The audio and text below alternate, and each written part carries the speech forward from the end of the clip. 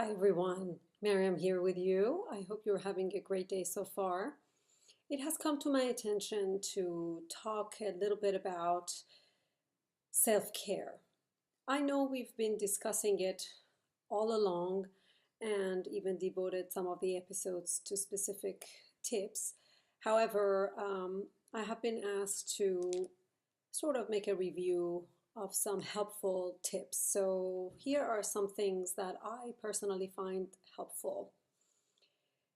Self-care in general, as it implies, are the things that we do to take care of ourselves, our own person.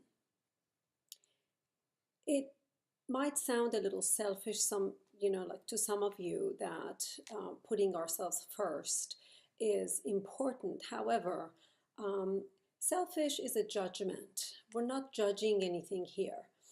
The reason we talk about self-care and the reason I think it's so important is so that we could better continue to do the things that might be important to us, i.e., helping others. Now, some things that we can pay attention to are places where we might feel deprived. For example, if we are taking on too much, and I know a lot of you are going to relate to this. I know some of you, and I know this will make sense. Um, Taking on so much, always trying to be there for others, taking on extra tasks, extra responsibilities when if you had a moment to think about it, you may not really have the time nor the energy to actually do some of those things. This is when you take a step back and you assess and you see, oh my goodness, where do I feel deprived? And you can actually make a list of things that you might feel deprived in. For example, sleep, energy, time, all of that. So you want to scale that back a little bit and take time to see whether you can even attend to any of those extra things that you might have set out to do. Also, no self-care is going to work if there is no self-love going along with it. That's really the basis of any kind of self-care routine or thing you do for yourself. I'm not just saying self-love, just, oh yeah, everybody knows they should love themselves, oh, that's so wonderful. No, I mean really, really self-acceptance, self-love. Louise Hay was the goddess of doing affirmations and self-love, and her mirror work, in my opinion, is one of the best tools that she had offered. Basically, it's going to seem really silly at first, but every time you pass a mirror, or put a mirror somewhere in your home or in your bathroom every morning when you wake up, you're brushing your teeth and face and all that stuff. You look at the mirror, really, really, really look, and just tell yourself that you love yourself. It's definitely going to feel a bit awkward and even silly, but just do it for a month and see for yourself. Unless you're able to give that love to yourself and totally accept yourself exactly as you are, no self-care is really going to have a lasting effect because you're not giving the first basic thing to yourself. So you can, do self-care stuff all you like, but that's not going to be deep enough. It's just going to be superficial. I think you understand what I'm trying to say. So do this mirror work, or however else you can incorporate that love for yourself.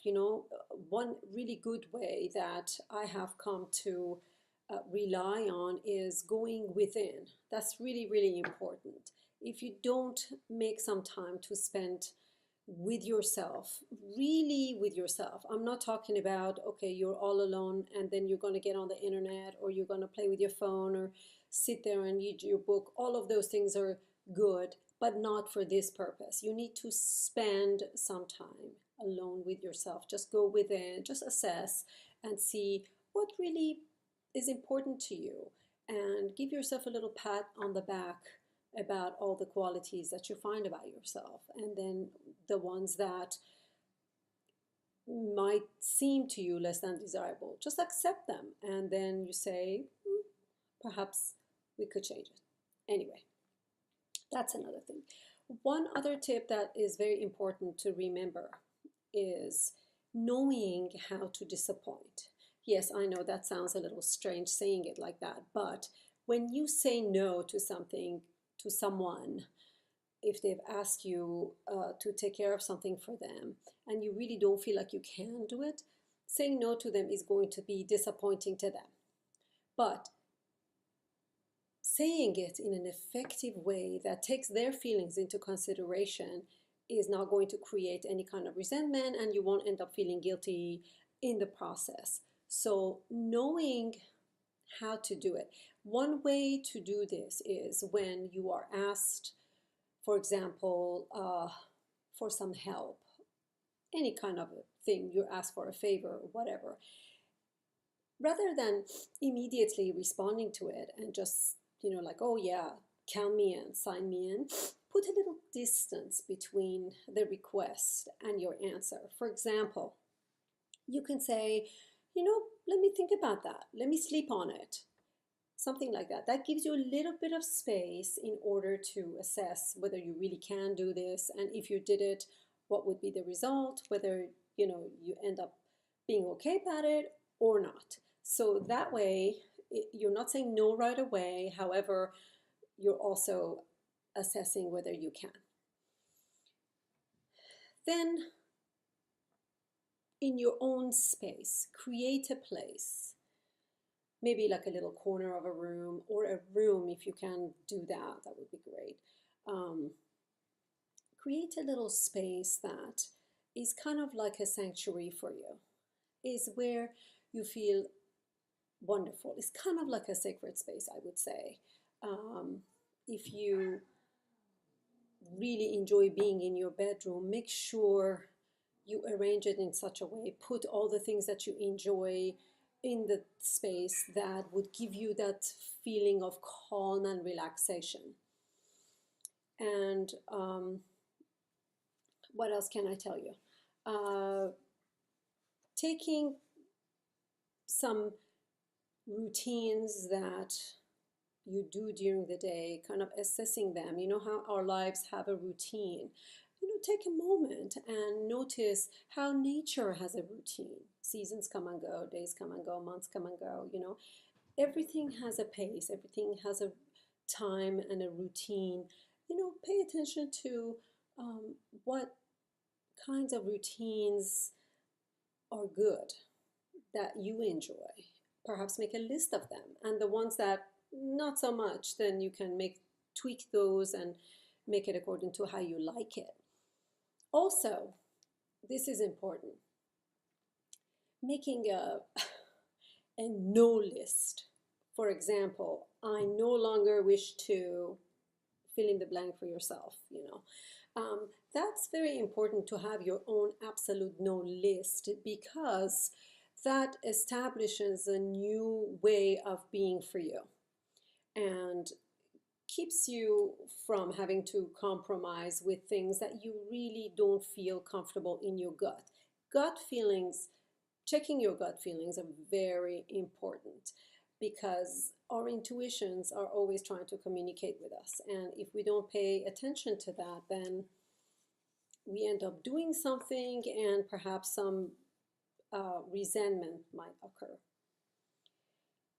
Also, sometimes you just need to let go.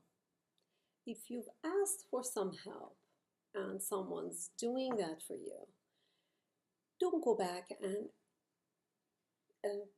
tut it and fix it and move it around or whatever. Just let go and have the trust that it's going to get done. You ask for the help, so when it comes, let it be. don't have that expectations that no, it only has to be the way I see it. So this is when disappointment gets created. It's very important. The letting go business is very, very important. We talked about the space, and it's also important to be present. When you are present, you are in a state of awakening, not awakening, your senses are awakened. They're on, it's like they're more alive, and you tend to notice things, which in a way can make your sensitivities come to light. However, when you take the time and you become present, you can pay attention to how you feel at the moment. For example, you're driving and you take yourself into the moment. You can even make yourself pay attention to how does it feel to be holding the wheel right now? How does that feel? Where you are at the moment? What are some feelings you're going through? And this way you can constantly assess how things are, and take the time to, do some breathing if you need to relax yourself, and just paying attention to how you are and where you are at the time. You also definitely want, once you are paying attention to all of that, you want to pay attention to what your body is telling you. If you've been neglecting, let's say, visiting your doctor or something you wanted to do for yourself health-wise, please pay attention to that. This is huge self-care thing. It's it's kind of necessary to pay attention to your health, because this way you can take care of it better. And in situations that might make you upset, let's say you go somewhere and someone talks to you in a very disrespectful way, and the first reaction is for us to get really angry. Instead of engaging in an interaction that is going to end up making you feel worse on both sides and really get nowhere, take a step back. This is not always easy to do, but take a step back. Breathe if you need to, but think about, okay, what may have caused someone to act this way? And remove yourself from the situation if you can, and try to think of some reasons, like maybe you don't have enough information about why such and such person reacted this way. Let's see how I can respond that I might be heard better. And those kinds of things, to pay attention to, basically to stop yourself from reacting, and then you'll be able to respond. When we react, we're not saying anything useful, but when we respond, that means we heard something and we can be effective communicators. We've talked about this a lot before. And finally, you want to exercise your voice to be an effective communicator. You want to be able to express yourself without ending up feeling guilty or worried about when someone is offended. Because let me tell you, when you start this self-care stuff about yourself seriously, you are bound to raise a few eyebrows. You might even lose some relationships, but that's okay, because by paying attention to yourself, you're changing your own vibration, you're changing your own energy, and then you will attract the right kind of people who can resonate on the same level with you. Do not feel guilty. All the stuff that you want to give to others, you need to expect to give it to yourself first.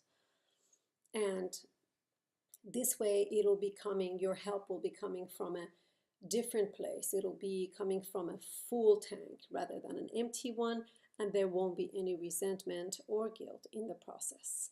Feeling guilty about someone else's feelings means that you don't think your own feelings are important enough. So if they totally understand you and if you use the tools that we talked about, they won't be offended and they will be totally understanding of what you are communicating.